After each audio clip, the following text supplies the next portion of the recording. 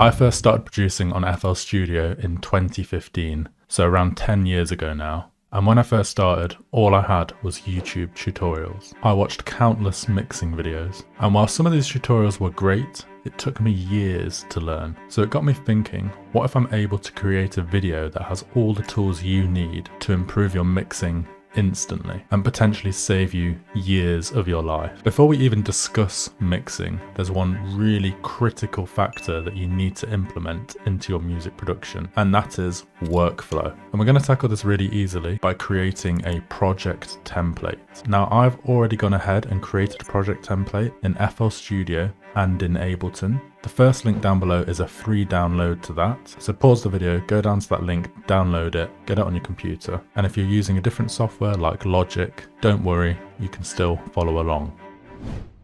So when you first open your project template, it'll look something like this. And the very first thing you'll notice is that you've got a reference track slot. Now, every single time you produce a track, you need a reference track. This is going to help with a ton of things, including the mixdown. So you simply download a reference track and put it in this slot, match the BPM up with your track, and then refer to it when you're producing. You need to make sure the reference track is from a highly rated artist or label to make sure that you've got the highest possible quality of track, which is going to help your mixdown as much as possible. Now we've got 5 main sections to look at. We've got the drums, the basses, the vocals, the instruments, and the effects. Now if we bring up the mixer channel, we get a more accurate view of everything here. Everything is divided up into individual tracks, into groups, and into buses. And then finally we've got the master channel at the end. So from now on, every time you produce, you're going to use these 5 sections. Now you can customize this to your own taste. So if you want to make slight adjustments to the project template, then go for it. For example, you might want more slots for your drums. You might want 30 slots instead of 20. So every time you produce now, you're simply going to put each track in its correct place. So we can have a look over the drums. So you've got all the individual tracks here. So your kicks, your claps, your snares, your hi-hats, your percussions, and all of these get fed into your groups here. So your kick group, your clap group, your snare group, your hat group, and then all of these get sent to your bus. So in this case, it's the drum bus, which in turn gets sent to the master channel, which in turn gets sent to your ears. And this is the same for every element. So all the basses get sent to the bass bus, all the vocals to the vocal bus, all the instruments to the instrument bus, all the effects to the effects bus. And this means when you're mixing down your track, you get this little headquarters here so you can analyze what's going on in your mix down before it gets sent to the master channel. Now I've created a fun little story here to show you how I think about this process. So I want you to imagine that these 5 lines are 5 different armies about to attack you. You've got your drums, you've got your basses, you've got your vocals, you've got your instruments, and you've got your effects. And these are all your individual tracks and your grouped tracks. So these are all your soldiers. Behind them, you've got the leaders in charge of these soldiers, or in other words, your buses. And then behind them, you've got the general in charge of the whole army. And this is your master channel. And then behind that, you've got the civilians, and this is what all the soldiers are protecting. In other words, this is your audience. The way I like to look at it is all these 5 armies need to be as strong as each other, because if the enemy is to break through any one of them, they'll be able to get to all the civilians behind and cause massive damage. And this is the same for your music. So let's say they break through the vocal section of your track. So this means you didn't put enough effort into the vocal section of your music. And now look at your audience. You've only got a few listens on your track. So I'm just showing you this to show you how important each section that I've outlined in this template is, and how important you get the sounds right and you get the mix down right. Now the next section is all about volume control. So there's 2 main methods to mixing. The first one is all about mixing quiet. This is where you mix really quiet and you leave a lot of headroom in the master channel, normally between -6 and -9 dB, so that it gives lots of room for you to master it later and bring it up to that 0 dB level. Now we're not going to cover that in this video, but if you want to learn a lot more about this, it's included in my Music Production Academy. And this is the place where you can take your music production to the next level within just a few weeks. So if that interests you, then it's the 3rd link down below in the description. But the mixing method we're going to look at today, and the most simple way to mix, is mixing loud. So what this is bringing all the sounds in below 0 dB, but close to 0 dB, and then stopping anything onwards from going over 0 dB by adding limiters to your tracks, your groups, and your buses. And this essentially skips the mastering side of your music production and saves a lot of effort and time. Let's look at your kick drum first, because this is always going to be the loudest part of your track. You can see here I've got the kick drum, and this is being fed into channel 1, which is then getting fed to the kick group and then the drum bus. The very first thing you want to do is the gain staging part, which is basically just setting up the sound to go into the mixer. This is the sound here, and then it's getting fed into the mixer channel. And we can use this channel volume on the side here. If you're on Ableton, you can just use a utility. We just want to set this so that it's not redlining, basically. So if we play it now, you can see it's coming in at -6 dB. Then it's getting fed into this kick group, and this is where we can add some plugins. So I've just got a Blood Overdrive on, and then I've got a Pro L. So you can see now it doesn't matter if we push it too much because we can just gain reduce it. So the process I've just done here for the kick drum, you do for every single track. And then you want to follow this general guideline for each track. And to show you all the elements in action, I'll just play this track so you can see every track and bus working together. And then you can just keep replaying this whilst you set it up on your mixer, and then you'll have a general guide to work from.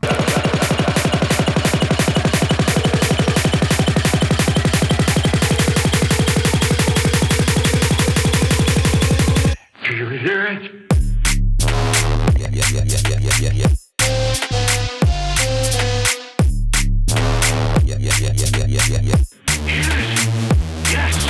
Now you don't need to use a Pro L, you can also use a fruity limiter, and then if you want to use a soft clip, you can use this free plugin called G-Clip. So typically in channel 10 on the tracks, I'll use either a Pro L or a fruity limiter on the kick drum and the clap and the snare and all the basses, and then I'll use something like a G-Clip on everything else. And then if the track isn't very loud, then I just won't put a limiter in slot 10. For example, most of the effects. So if we just have a look at the buses in a bit more detail, typically we want the drums to be the loudest element of your track. So everything's getting sent to the drum bus, and then I've got this Pro L, so another limiter on the drum bus, and I can simply change the gain on this according to taste. So if I need the drums to be a little bit louder, I don't have to change each individual one, I can just come here and change the gain. And then our basses, what you want to do if you're using a lot of basses is literally just put all of them into a limiter with a fairly reasonable amount of gain reduction so it's not distorting, and then it'll make sure all the basses are the same volume, and then these can just get fed into the bass bus with a limiter on it, and we can just turn the basses down on the volume itself here, you can see, just so they're a little bit quieter than the drums, because we want the basses to be slightly quieter than the drums. And then the vocals, we want them to be consistent throughout, so they can be pretty loud as well. Typically you want them to be slightly louder than your instruments, just so they cut through the mix better, and then your instruments would be loud as well, but maybe not quite as loud as, say, your drums or your basses. And then typically you want your effects to be super quiet and in the background. So if you think your effects are too loud, they probably are. It's one of the most common mistakes I see in music production, having your like risers and your down filters just too loud and in your face. We also have some parallel compression on the side here, and you can essentially just add a fruity compressor and a fruity distortion to these and just apply a percentage to them just for taste. So you can see here, this is how you apply the percentage, and this can generally add like a nice layer to your drums and make them sound even fatter.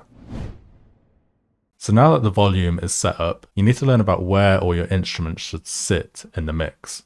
Now I like to call this just mono versus stereo, and this really simplifies the process. So on the screen right now you can see a graph of everything, and this is a general guide to where everything needs to sit in your mix. So to get like the kick drum, the snare, the sub bass all to sit in mono, there's this little button here, the stereo separator button here, and all the way to purple makes it go in mono, and all the way in blue makes it go to stereo. So you can literally just change your kick group, your clap group, and your snare group all like this, and then they'll all output in mono. And you can do the same for your sub if you want, and then if you wanted your hats to be a bit wide, you could go like this.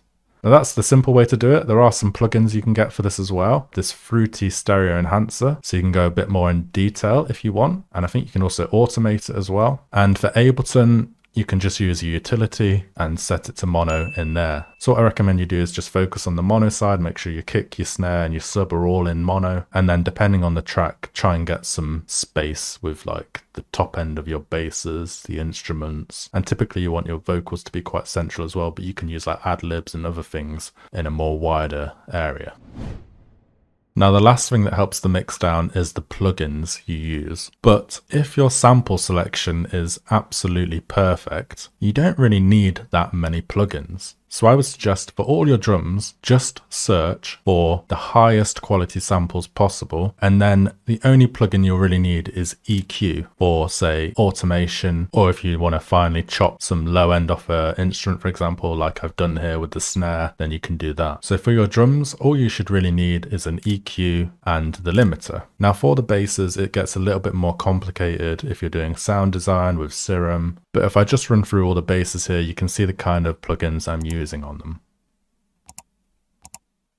So you need some good solid sound design plugins like Camel Crusher, which is free. I think there's Saturn in there. OTT I like using. And then of course your EQs again. Your sidechain plugin, so I use Kickstart 2 for this. You need a sidechain. And then of course the limiter at the end. There's also some reverb plugins in there, and obviously there's loads more plugins you can use and there's loads more I use. So if you want to learn more than this, maybe I can make a separate video on this as well. Then for your vocals, again, if you're using samples, you should be able to find ones that don't really need a lot of work on. Maybe again, just some EQ, maybe some sort of DS plugin that just stops the S's being really harsh. And then a nice reverb plugin's good. And I use this Klar vocals here from Waves, and depending on the vocal sample, it often just makes it sound really good without needing much else other than maybe a bit of an EQ. And again, with the instruments, it's hard to say exactly what you'll need, but some nice EQs, some saturation plugins, things like that. And then with the effects, it's very similar as well. So you now should have all the tools you need